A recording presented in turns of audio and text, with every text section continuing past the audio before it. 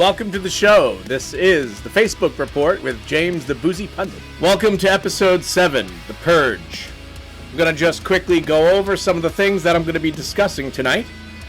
The Purge is titled after what's going on in social media lately. I'm going to get into curating your social media experience. Then, as a result of the recent tumult that's going on Facebook with people on what I call a jihad against me, I'm going to describe my actual political beliefs briefly and touch on that so we establish where I might be on some sort of political spectrum. After that, I would like to talk about the recent Senate hearings. The Senate Judiciary Committee had hearings with big tech. Mark Zuckerberg, the Facebook, Google, and Twitter CEOs were ultimately hauled before Congress. And that was fascinating. And first, without any further ado, this episode's beer of choice is Sam Adams Oktoberfest, which seems to make sense considering it's almost the end of October. This is very tasty. I'm very into Sam Adams products lately for some reason. So, salud.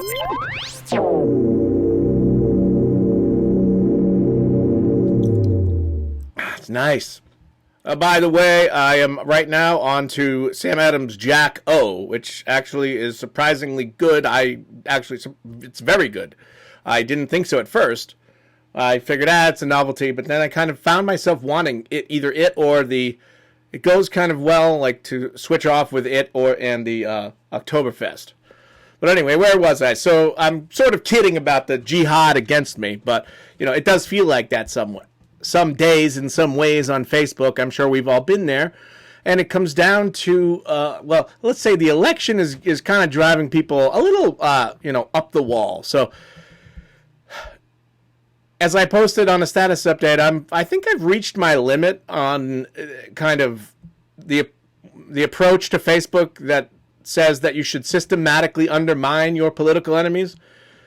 The Alinsky tactics are coming out, and it's getting ugly. Like, anyone who says something that we're back to, like, the Dark Ages. If you say something I don't like, I'm going to find a way to undermine you. I'm going to talk about some aspect of your personality, or, your tone's wrong, or you cover this too much, or, something personal. It's you can always tell because it goes straight to that. It's the same old playbook. It's, okay, what about what you're saying and doing can I go after?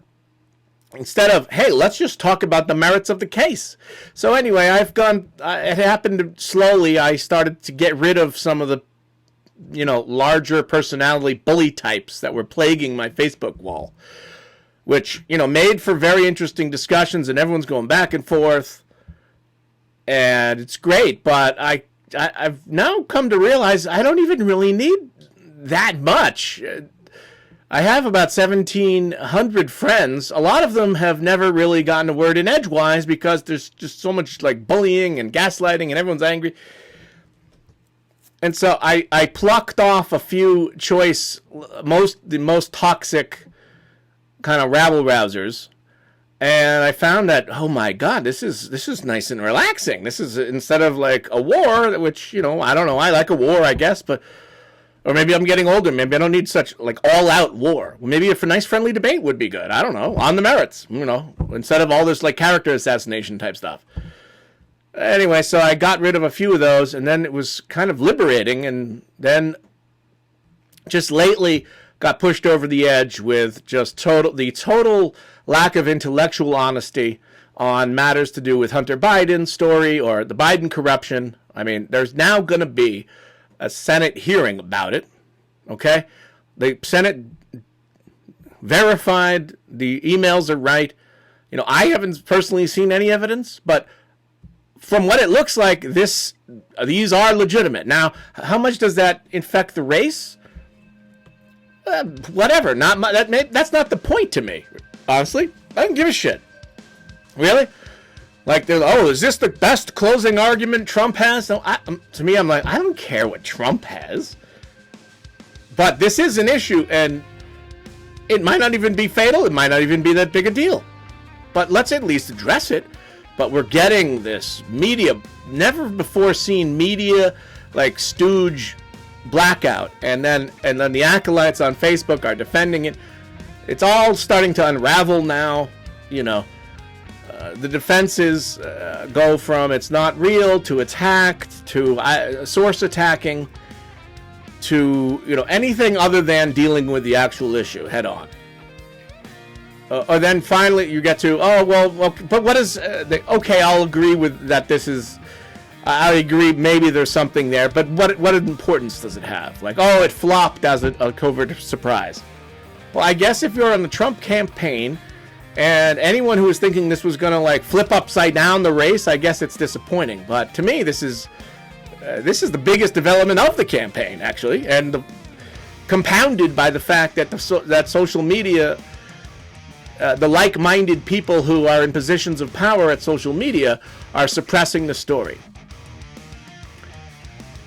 And so, before I go on to the Senate hearing, let me just come back to about, your Facebook experience. Facebook is a wonderful platform. No matter how badly Mark Zuckerberg might get dragged into being the arbiter of truth, he's still got a great platform. And it's up to you to curate your own experience. So if you're seeing too many posts from people who are just jackasses, or angry people are coming after you, or for my I got rid of about 8 or 9 of the most obnoxious kind of angry liberal types, and it's been a revelation. I'm talking to people who I never talked to before.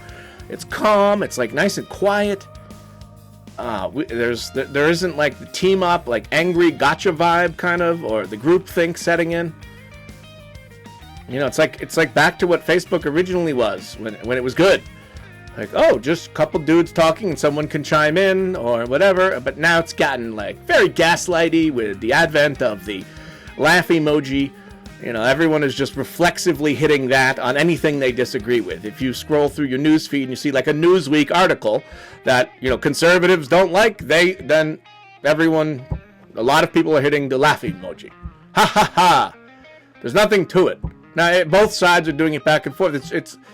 It's very corrosive, I think, and kind of stupid. It makes it so it's why bother participating in my attitude. That level of gaslight is going on. There's no effort for any intellectual honesty. It's just too partisan bickering anger. There's no common ground to be found. There's just people way too wrapped up in their own side. That used to be something I cared about, trying to find common ground. But it's becoming increasingly clear I don't have any common ground with the people who do use these tactics. Which is sort of sad, because really, in another reality, I would be liberal. I'm for the legalization of all drugs. I'm de facto pro-abortion. I'm not going to tell someone not to do that. I can articulate why you might not want to take another life form. The inherent the right to life. I don't know. But whatever. I'm not gonna. It's ultimately too costly. I don't know. And it's a tough issue. I'm going with agnostic on abortion. But I have come up with the compromise position, if anyone is interested, which is no abortions after the viability, right? And then you get the complaining about, viability is moving up. But too bad. Make up your goddamn mind earlier. And if you cross that threshold where the fetus is viable after, if it was on its own, then that's a human life. That's got to be as good of a place to compromise on an issue that's just so intractable and kind of gets boring after a while. The same usual factions are coming up. Meanwhile, there are so many other things that we need to talk about. On that note, I'm going to take a beer break. Welcome to part 2 of the show. Rock on. I just helped myself to another Jacko, or actually I just finished the other one, but anyway, let me get back quickly, and I'd like to keep the show moving, so I'm just going to wind up this section on my position on things. So I just talked probably way too much on abortion, but so what else? Legalize all drugs. The war on drugs has been a colossal failure, a massive waste of time. We should have criminal justice reform. As a result, all non-violent offenders probably should be released from prison in some orderly fashion. I think any non, let's say, victimless crimes, which to me most drug offenses are. We need to start moving in this country to seeing drug addiction and drug use as a health issue, not a criminal matter. Let's see. I always thought that single-payer health care was better than Obamacare, which seemed wicked complicated and kind of bound to fail. If the government wants to be in the business of paying for people's health insurance, then just do it. Take over. The government's pretty good at sending checks to people, which is what that would amount to be, rather than making websites. The Obamacare website was so bad that when they grafted Romneycare onto the entire country at once, the Massachusetts system had been working well. Everyone approved it, everyone wanted it, and the website was working great. As a result of the Canadian firm that Michelle Obama favored that they used to do the entire nationwide website, the website was so bad it ruined the Massachusetts website. So actually, Obamacare itself made Romneycare worse, at least temporarily. So just to give you an idea of how hard it is to do such a massive project, the government doesn't have experience in building websites. What are they thinking? I guess they're sort of doing it. It was always known to be an ongoing project, I guess. So obviously healthcare is something that could go on without for a while. What else? Healthcare, guns. I don't have a gun. I'm not a particular wicked gun guy at all. I wouldn't want one around because I don't know. I drink and I don't think booze and alcohol and guns really go together. And I don't want to be kidding around. Oh, kidding around! Boom. Or an intruder gets it, and you pull out the gun, and then the intruder slaps it out of your hand and takes it. Any weapon you bring to a fight, you got to be ready for it to be used on you. So if you're bringing a gun to a fight and you're trying to kill me, to me, I'm justified to take it from you and kill you if I can. So by that logic, any weapon you bring to a conflict, you're opening the door for it to be used on you, or those measures to be. If you go into a fight with just fists against weapons, that's much more honorable combat to me. People cheat, they team up, and that's kind of a metaphor for Facebook. It's very underhanded, some of the tactics. Everyone's, in on the same Alinsky tactics. Let's just target and isolate. It's actually Rule 13, Rules for Radicals by Saul Alinsky. It's a Chicago-style politics playbook. Rule 13 amounts to pick a target, freeze it, isolate it, kind of marginalize it, make them the crazy ones. Everyone else will be one way, and kind of they'll be on an island, and everyone will kind of, ha, ha, ha, how crazy they are. It's a very sort of cheesy, toxic move, but that's kind of what we're up against now. We have complete lack of intellectual curiosity on anything to do with Biden, alleged corruption. I got news for people. It's not going away. If Biden wins, this is going to be plaguing the beginning of his presidency. But let's see. Where was I back with position papers? Foreign policy, I don't know. That's up in the air. I'm generally libertarian, and there are some liberal causes I believe in. Gay marriage, fine, whatever. Climate change, I guess. I don't know if we have to upend the entire economy for climate change, but we can acknowledge that climate change is a thing, right? So, but what are we to do about it? And hasn't the climate been already changing this whole time? Also, the people who are going to get screwed over in some sort of climate change catastrophe cataclysm are human beings who, at that point, arguably deserve it, right? We hear it framed in terms of the planet. The planet is dying. The planet needs help. The planet doesn't care. I got news for you. The planet is a hunk of rock. There's no life form. I asked my dad about this. He's a scientist and a liberal.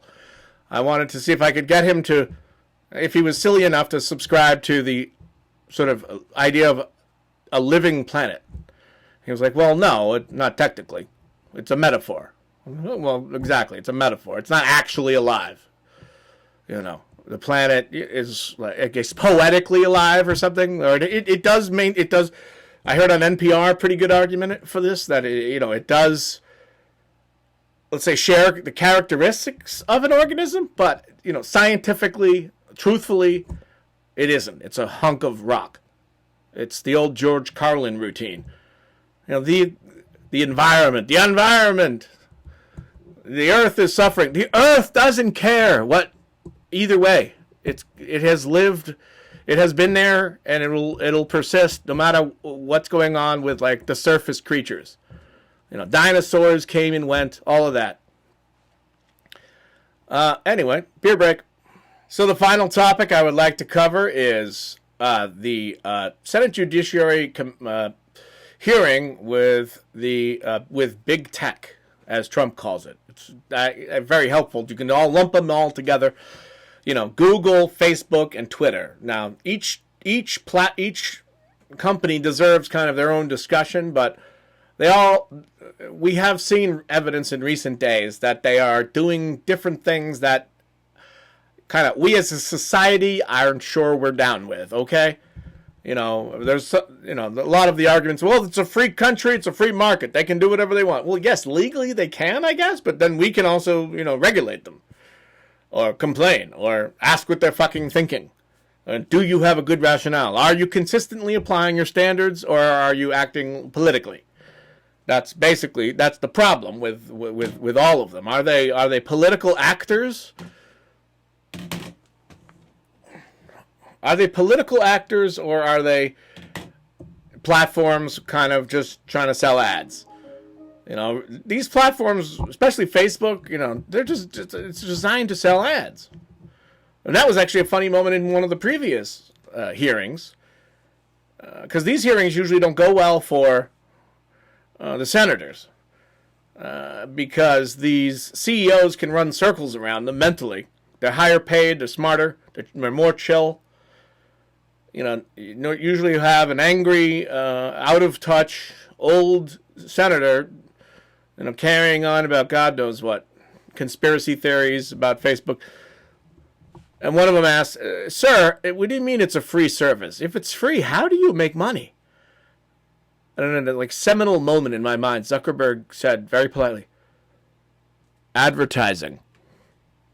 We sell ads. No, I think he actually said, we sell ads. Just like, wow, mind blown. So user-generated content and people sell ads. So now, because they've gotten so huge, we have to go into figuring out how they should be acting, I'm afraid. We cannot have gatekeepers of information during elections and otherwise acting blatantly politically. Which, one might think you might want to not have all liberals running at the levers. Hey, like Twitter and Facebook, is every last guy with a lever, like, who can control the sluice gates of information is a fucking liberal? Like, do you think that might be a fucking problem? Like, maybe go out of your way to hire someone else who's not, like, an activist. Literally, what's the guy? Ben Gold or something?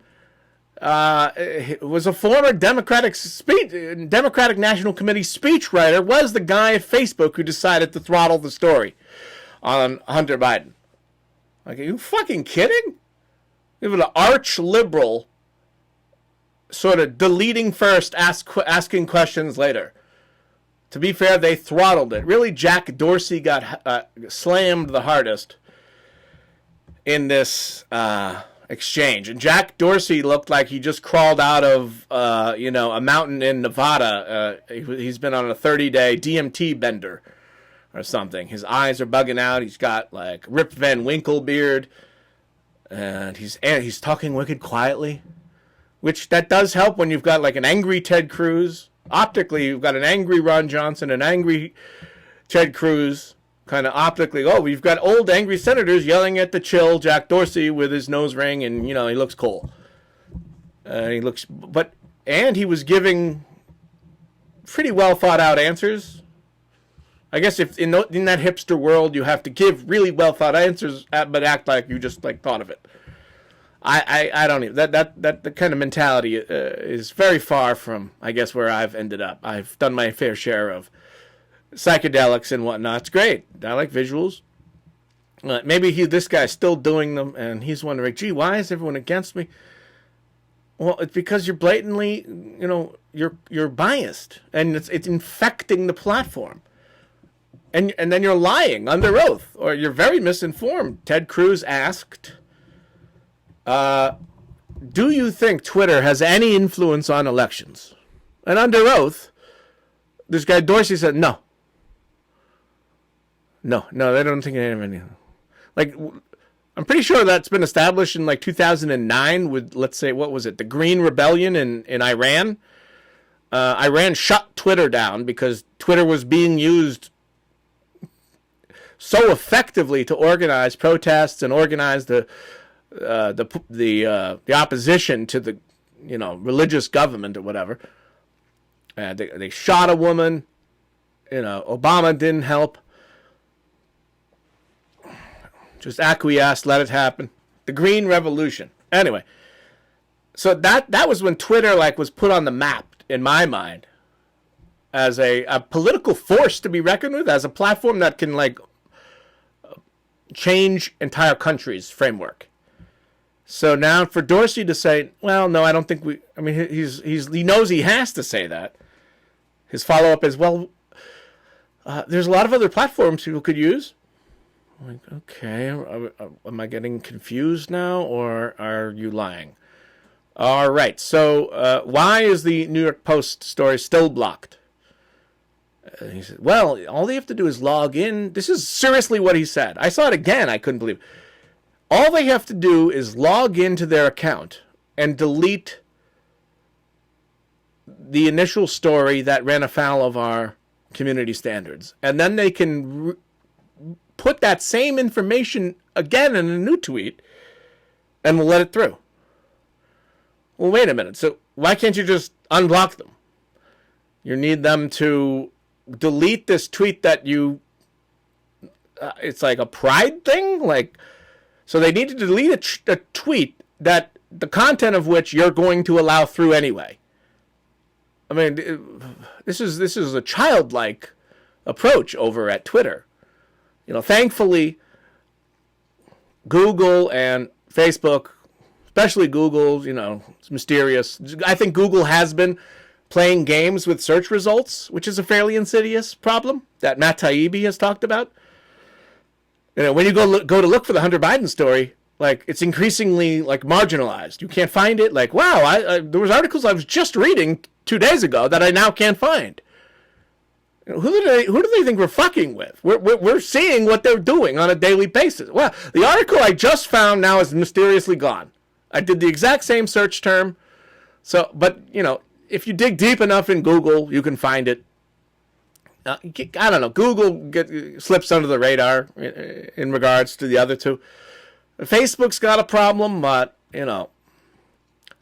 Zuckerberg, I think, understands. He's literally trying to thread the needle to do the right thing.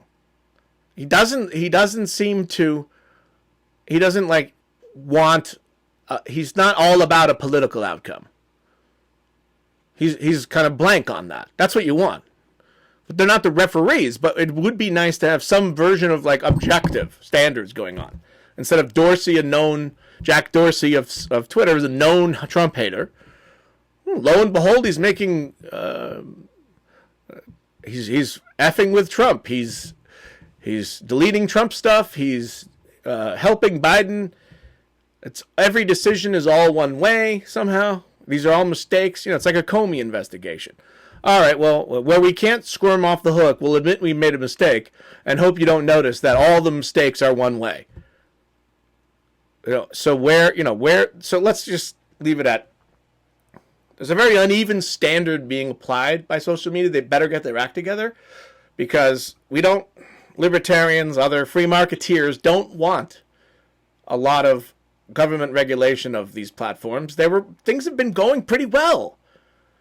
They must resist the temptation to play Big Brother. We know better here what you're willing to you can tolerate. No, you don't have to outsource those decisions. Just don't make them. You're not qualified. Let it go. The answer to objectionable speech is more speech. let it go through the sluice gates, and then more speech keeps coming and coming. When you stop the sluice gates because of one story, everyone goes, well, what the fuck? What? It's the Barbra Streisand effect. Oh my God, now we really need to know what it is. They're censoring it? Gee, human curiosity kicks in. Well, what could it be? It's totally backfired, and everyone defending social media's decisions in the early days looks terrible with egg on their face now that everyone who matters has backtracked and apologized. And this was, I mean, even the New York Times, Ross Douthat today wrote yesterday an article about how bad social media's reaction. Even the New York Times now has deigned to allow someone on their staff to talk about this in an intellectually honest way. And it's a devastating op-ed by Ross Douthat. Douthat? He's like the one requisite non-liberal over there at the Times. He knows how to survive. You have to throw bones to liberals. This is how I survive in liberal chat rooms. Like, all right, wherever I can agree, I'm going to throw bones to try to like build bridges of understanding. So whatever, just to see where that goes. It's a challenge. It's a challenge, but you can't survive in those atmospheres unless you are telling what liberals what they want to hear. Like, let's say at least 50% of the time. You gotta be careful. So the Douthat column, talks about it. Then finally, after like the bone throwing, he gets to like, wow, how embarrassing this was for Twitter. And I think that's all very well understood by now. And it's been nice talking to you. Come again. Thank you. Come again.